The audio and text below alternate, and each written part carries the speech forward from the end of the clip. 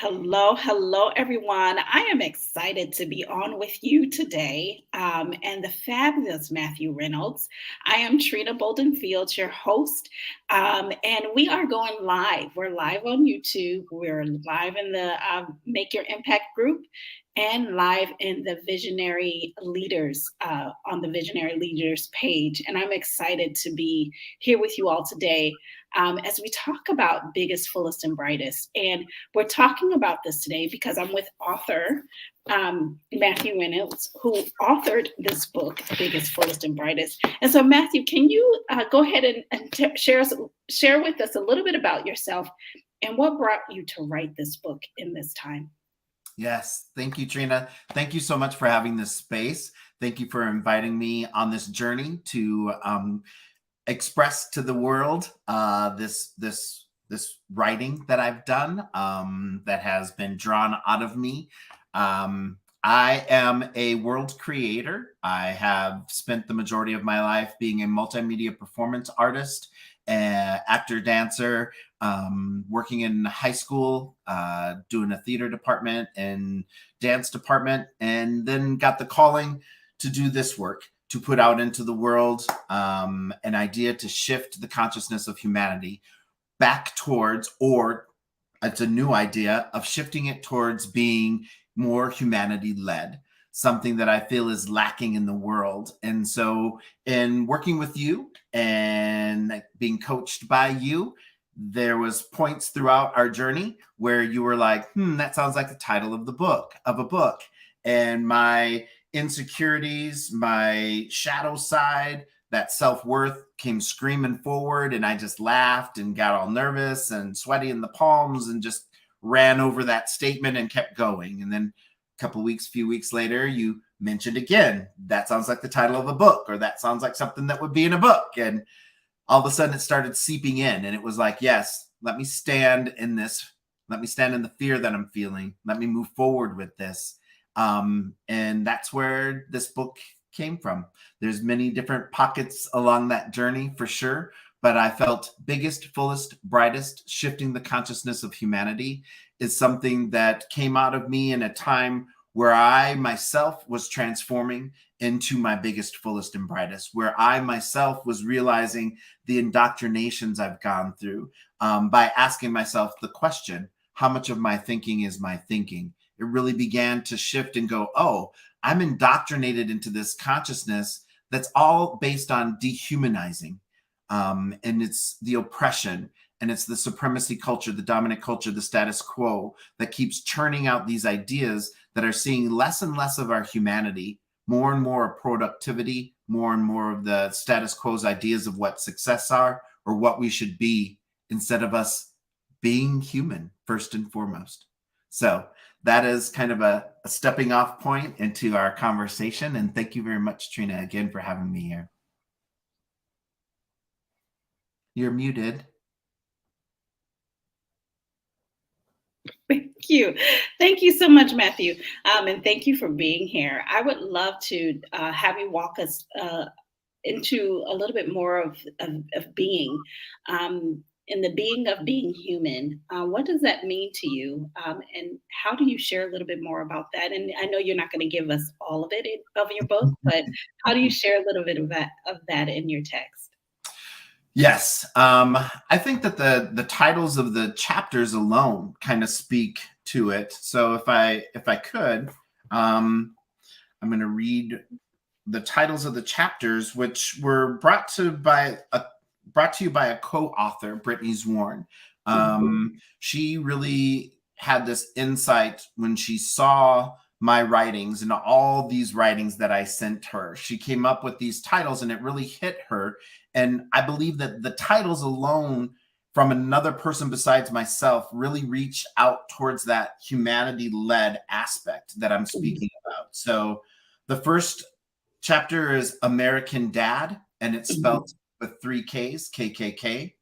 Chapter 2, Unapologetically Black, Gay, Male, Human, with a line through, and then me, all capitalized.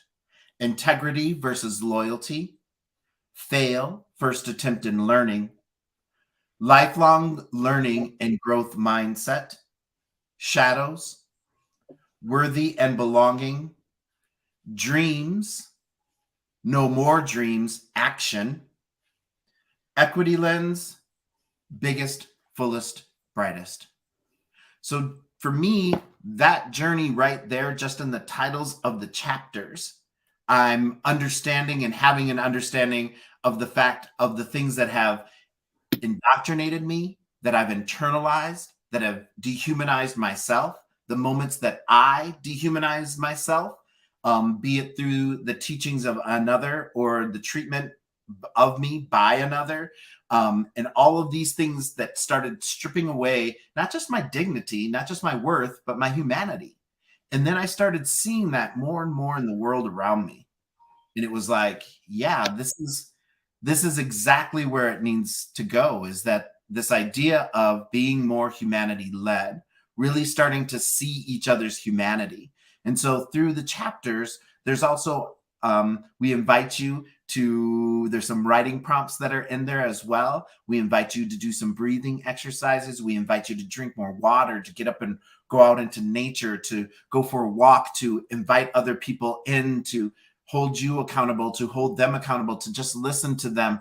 There's so much within it that hopefully is helping people get back to that aspect of being human, instead of just numbing out when society tells us time and time again that we're not human, we're just labor, and we're to give all of our time and our effort to our job, to make money, to have the basic needs met, to be able to provide for the family that possibly we have, or what it might be.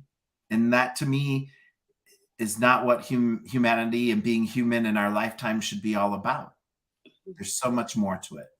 Yes, and it seems what was coming up for me now that it's more about the experience and experiencing life and being present for it, um, versus having, as you would maybe say, a label put on you, but really being who you are, and shining in that aspect of that expression.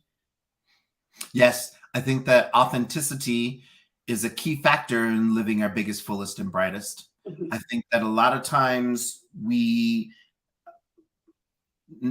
so Brene Brown, Dr. Brene Brown, was the first time that I really looked at this idea of fitting in versus belonging, and where it really chimed into my head that, her definition of fitting in is that we leave some aspect of us at the door, you know, the metaphorical door, the real door, as we come into a space for us to be able to armor ourselves so that we can be there and stay there so that we feel safe, instead of taking all aspects of ourselves into that space that we belong in so that we can just truly authentically be in the room.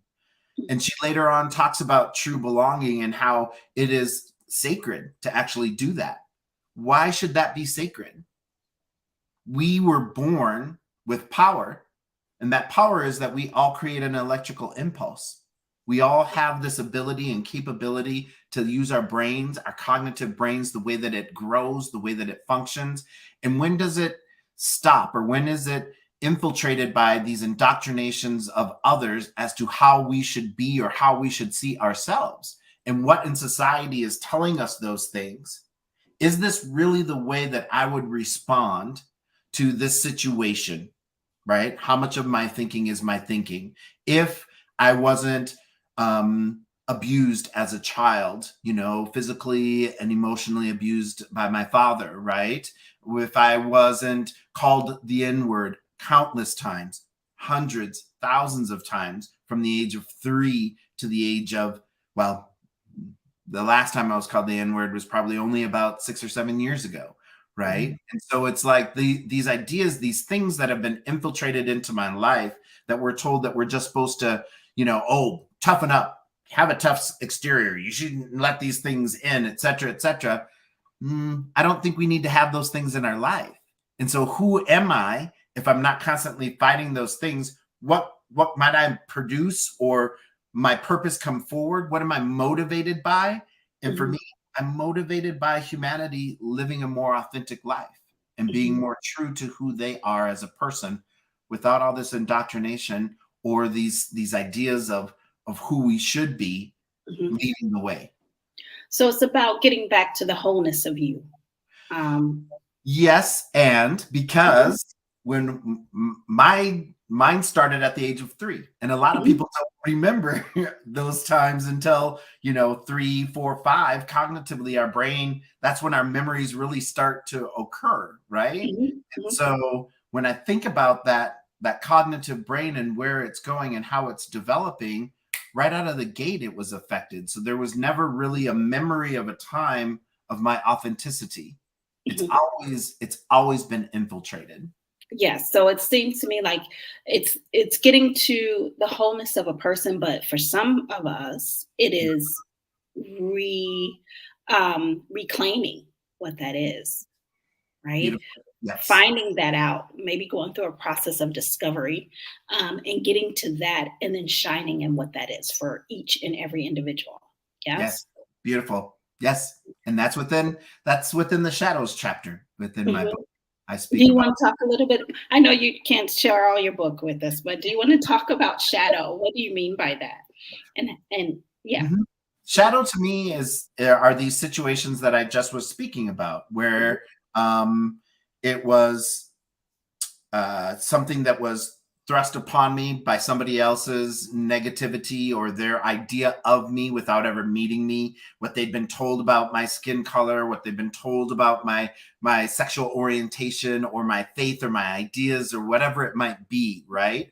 mhm, Or other people. I mentioned my father. He didn't have resources like I've had, the mhm, amount of therapists that I've seen and gone to, and the discussions and the friends that have supported me and that I've been able to talk through a lot of this, that I've gotten this wonderful wisdom from and advice and tools to be able to work through a lot of these things that I ingested when I was younger, and my cognitive brain couldn't say, no, that's not mine, that's your work. That's mhm, something you need to work on. I don't need to absorb that. That shouldn't come into my life as something that now starts to deteriorate me, right? mhm, Lessens mhm, me, lessens my worth. That lessening creates shadow. And shadow then is fed by any situation that triggers those situations, re traumatizes me again, brings that all up. Shadow is fed and it gets larger and looms larger in my life. And then I have to sit and pull out the toolkit and pull out the tools and work my way through it instead of just authentically being in a situation. And so those moments are getting less and less. And I speak about that in the book and what that means to be able to make friends with your shadow instead of just being trapped by it in shame and guilt spirals, but to actually learn from that past, be educated by that past. and be educated by. Definitely. And biggest, fullest, and brightest is really a part memoir, um, and part I believe you say workbook. Yes, of working these ideas out and helping your audience get to a certain place in life, which is to your book title, "Live Your Biggest, Fullest, and Brightest." Yes. Yes. How do you think, or if you could share with the audience here, what are some ways that people can walk to or get to living their biggest, fullest, and brightest? I think one of the first things that a lot of us, in my judgment, in my lived experience, and especially along my journey, is to finally say, I am in control of this. This is for me to understand. There's there's folks along the way, yes, that there were some pretty malicious and evil people out there in the world who were slinging words and saying things to cause me harm. The majority of them, though, they just didn't have the tools themselves to deal with what was coming up for them. So they were projecting on me more than actually just trying to cause me harm. And so of those things, none of it was mine in the first place. The self-worth and thinking less of myself and all of those things, I was not born thinking that. None of us are. We're fed things throughout life, our lived experiences that tell us those things, and they compound and they grow on top of each other. So once I realized, I think it was more curiosity at the very beginning of like, wow, how much of my thinking is my thinking? Is this really the way I want to respond? Do I really want to get louder and just yell at the other person? Do I really want to get to fisticuffs? Is that really how I feel inside? Do I really want to dehumanize other people the way that I have been? I wouldn't wish that on my worst enemy. So then why am I responding this way? And that curiosity then started getting me along the path that I'm at right now of being able to reclaim, as you stated before, Trina, love that word, reclaim the truth of who I am, reclaim my authenticity that I was born with, and at times haven't ever really truly allowed to live because I've been constantly protecting myself or guarding Yeah. myself. And I'm going to ask you to repeat the reclaiming because I think there that I could be like I might have I heard saw um, a spinning wheel. So when you so when you reclaim, if you can say that one more time for me. Most definitely reclaiming the truth of my authenticity, Hmm. which in some situations I was never even allowed to bring to the table because I've Hmm. constantly been in survival mode as a gay Hmm. Black man born and raised in the United States to an interracial couple, right? There's just been constant societal dominant culture, status quo ideas of me that we're in the media, we're in newspapers, magazines, billboards, the bus station stuff, the things on the bus and the transportation, whatever it might be, that was constantly telling me that I was lesser than. And as much as I wanted to staunchly defy it and say, no, I am not that, it got in, it seeped Hmm. in, Hmm. right? Because I'm Hmm. only human. So what could I be if the whole world supported me instead?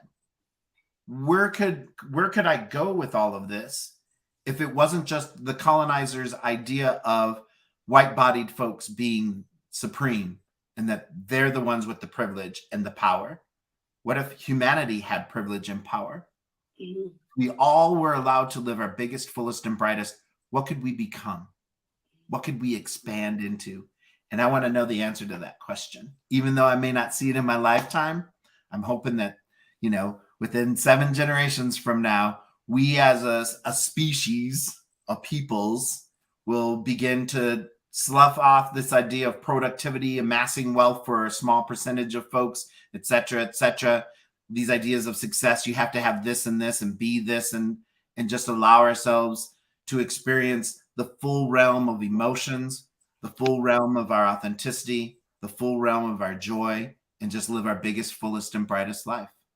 Yes, and your book gives people the tools to do that, right? Because you've Yes. walked out your journey with your book, and it also gives the tools to do that. Yes, it does. Yes. Beautiful, beautiful. Do you want to share anything or any tidbit with us um, about some of those tools? I know not all. I know you've given us a little bit because. Okay, go ahead. No, no, no, no, no. You're right. I've given a little bit here and there. I think that part of it is that this isn't snake oil, right? I don't claim to have the answer for anyone. I have responses. I have I have really vulnerable personal stories that I'm sharing with people. And the reason I'm sharing these things with people is not for pity or empathy or sympathy or anything along those lines. I want it for connection because I know that there's others that have gone through things that have impacted them just as greatly, if not in a whole different realm that's true to who they are as an individual. And that's why some of the workbook things is merely just asking people to tell and share their story. And it doesn't mean you have to shout it from the mountaintop or put those stories in your book when you write your book. And yet it's this idea of I need to hear it out loud. And then I know, oh, that's not the truth of me. That's not the truth of me. Wow, that really rings true. Oh, I see when you were talking about shadow. This is that shadow part. This is that part that causes me to procrastinate to a place that's self-debilitating, to always have negative self-talk, to never accomplish anything but start all these projects but never finish them. What is behind all of that? So then when when these tools are laid out in my book, it's for people to go, that tool doesn't work for me. This tool kind of feels all right. Let me shift the grip a little bit. Let me change this up a little. Oh, that now I can work with this. That works for me. And it's not to say if you do this, this, this, then this is going to happen. Because a lot of times there are folks in this lifetime that don't have the capability or the support network around them to be able to utilize some of the tools. And that's what needs to change as well.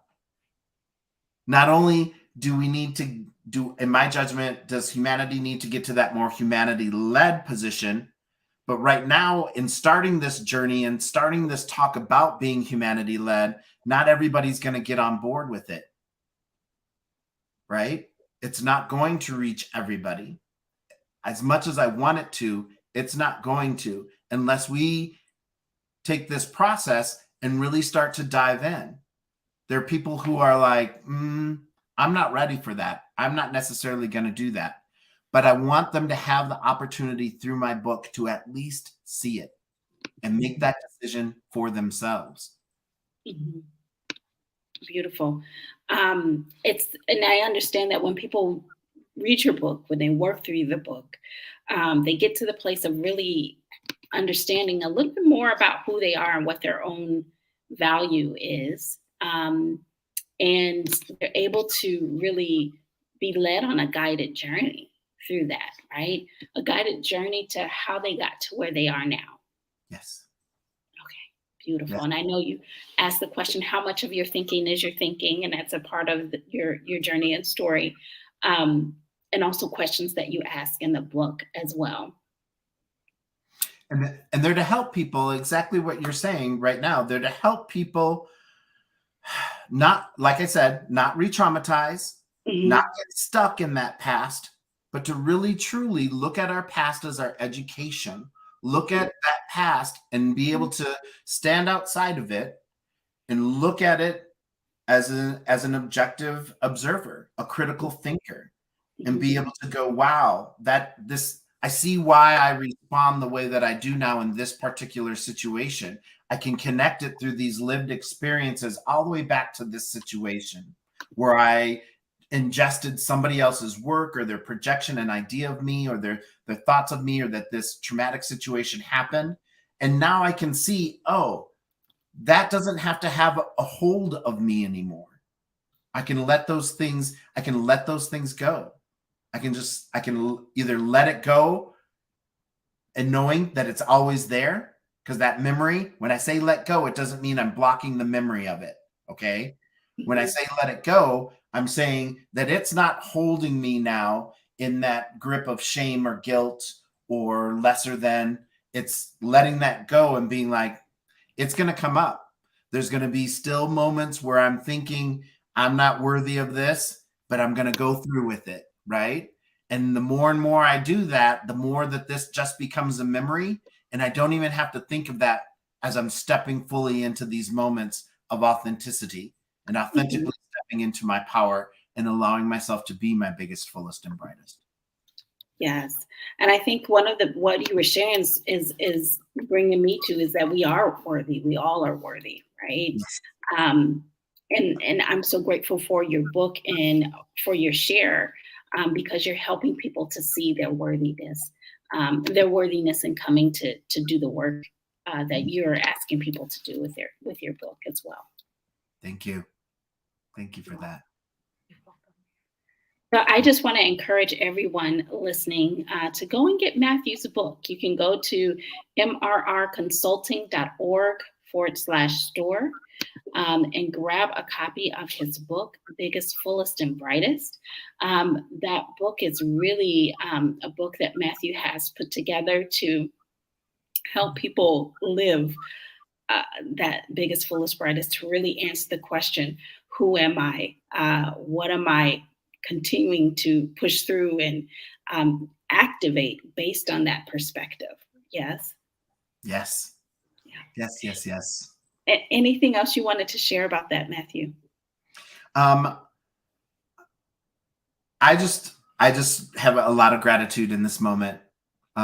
It's again, I'm feeling this is kind of my second day in a row where there's larger moments of my authentic self truly being in the situation. Just because I wrote the book doesn't mean I'm done. that I'm fully cooked and stick a fork in me, ready to go, kind of thing. I'm still working through a lot of the things that I'm asking other people to go through. I'm trying to do my best to be more consistent about it. And that's the part that I was saying before. There are people who will read the book, it'll make sense, it'll feel something, and then the pressures of the regular day will come, and that accountability part of being able to say, okay, every day I'm doing these things. Throughout the course of the day, I'm asking myself how much of my thinking is my thinking. Throughout the day, I'm taking time and owning it for myself. Mhm. Because that's the most powerful thing. One of the most powerful things that we have is our time. It's the most, that's where, talk about, expense. It's Mhm. priceless. Our Yeah. time is priceless. And Yes. so taking that time back and really saying, no, I'm going to take a moment here. I need to think about this because my knee-jerk response is not the authentic me. Mhm. The authentic me needs a moment to think about this kind of Mhm. thing. And so right now, those moments for me, um, because I've been working so consistently with it, I'm just being in the moment more and more. And those thoughts are happening a lot quicker, and I can be present, and the authentic me is coming forward. So thank you again, Trina, for another wonderful opportunity to share that authenticity with the world and to be in this situation. So You're thank you. welcome. You're welcome. I do want to mention this because you talked about the journey, your journey, and not being at the place where you've that just saying that you've worked through these things and you're still working through them as well. And my thought and what was coming to me is that this is an opportunity for us to journey through together, right? Um, Mm, and to really know that it's a journey. It's a journey, right? And I think about a circular moment, or where you're going through, you learn a lesson and you're coming back around, right? At times, so it's a journey, to walk through it. And so I appreciate you for sharing your journey and allowing us to walk through it with you. thank you. You're Thanks. welcome. You're welcome. Well, I want to encourage everybody to make sure you go grab a copy of the book. And Matthew talks about being your biggest, fullest, bright and brightest, living your biggest, fullest, and brightest, and really finding that truth for you. And another thing that came up to me is to know that we are worthy. Each and every one of us are deeply worthy. And this is for the Make Your Impact group, because that group really came together around the concept of being worthy and claiming their worth and stepping into that worth. And we are all worthy of living our biggest, fullest, and brightest. And so it is up to us to discover what that is for us individually, and then go out there and shine brightly and do all that we're here to do fully. Yes.